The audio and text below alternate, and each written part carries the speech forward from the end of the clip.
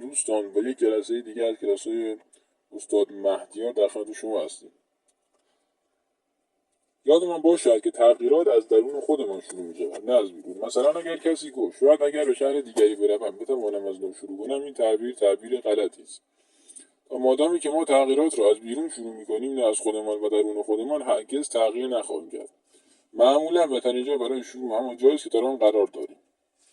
بی‌تفاوتی همراه با ایمان و آرامش که من توی کتاب‌ها درباره‌اش توضیح دادم. یعنی به جای اینکه انرژیمون رو به جهان بدیم، به خودمون برگردیم و برای اهداف خودمون استفاده کنیم. چیزی که توی کتاب گذران استعاران هم گفته همین مفهوم است. کلارا تکرار کرد برای اینکه خود را تویی سازیم باید در حالت مرور دوباره ژرفی فرو رویم و بگذاریم تا انرژی به هیچ مانعی در ما جریان یابد. او تاکید کرد که فقط وقتی ما کاملا در آرامش هستیم میتوانیم در درون خود فرمانروایی کامل را ببینیم و به نیروی شخصی مبدل شویم. بهترین راه برای اینکه ذهنت رو آروم کنی اینه که جسمت رو با ورزش و فعالیت مثبت فیزیکی خیلی خسته کنی. اینجوری هم ذهنت آروم میشه هم جسمت آروم میشه. یعنی اینکه به خودت میگی من دیگه تلاشمو کردم، مثلا امروز کافیه.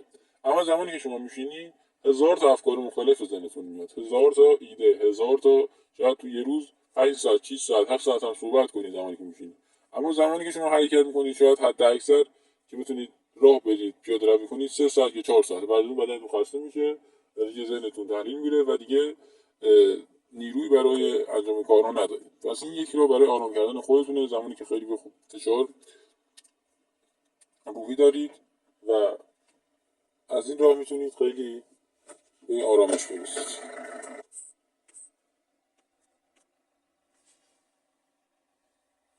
اوشو میگه بالاترین رهایی آزاد شدن از نظرات دیگران است.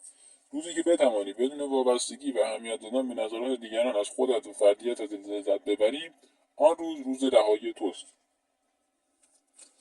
مقصر دانستن دیگران همیشه خیلی آسان است. میتوانی تمام عمرت را مقصر دانستن دنیا بگذرانی، اما بدان مسئولیت تمام موفقیت‌ها یا شکست‌هایت فقط خودت هستی و با وجود ترس‌هایت باید قدم برداری.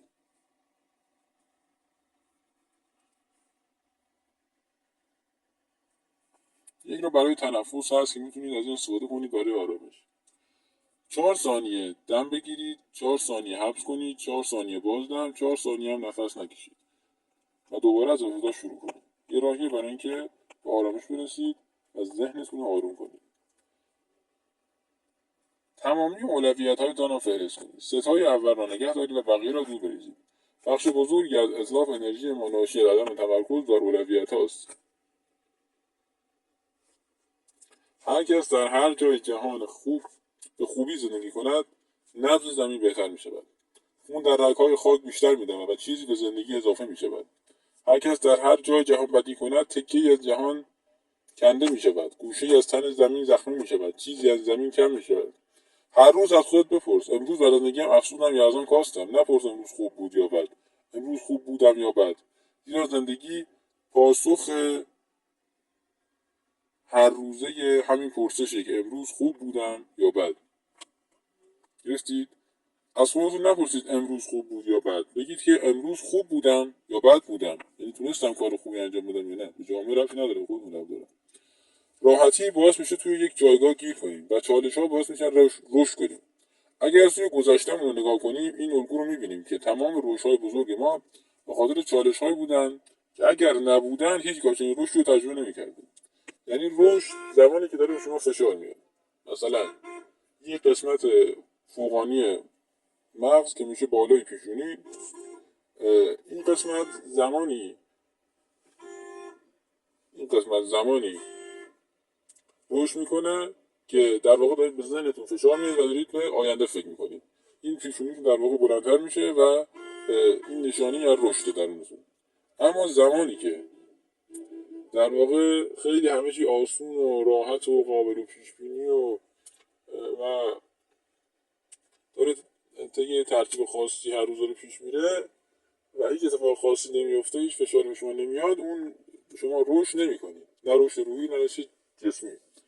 و تمام این سختی‌ها واسه اینه که رشد برای کامل شدنه و اینکه نباید ازش ناراحت بشید و نباید در برابرش تسلیم بشید و حتی خودتون رو بکشید. یه سری سختی شاید انسان میبینه فکر میکنه هر روز انقدر سخته، هر روز انقدر زجرآوره. نه اینطور نیست.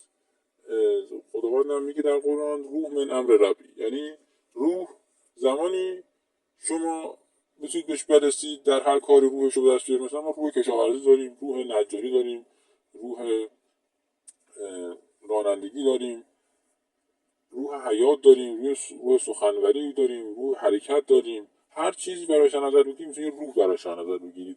از زمانی میگه اون روح من امر ربی، زمانی که شما به خودتون امر کنید که اون کار رو انجام بدید، پروردگار هم روح به شما میده، رب روح به شما میده و شما در اون کار دیگه استاد، یعنی روحشو دارید، اون استعدادشو دارید و میتونید برید اون کار رو انجام بدید. اما زمانی که شما اون کار استارت نزنید، شروع نکنید، اونو به دست نمیارید، نه اون میتونید اهداف اون کار رو بفهمید، نه در واقع شگردهای اون کار رو بفهمید و خیلی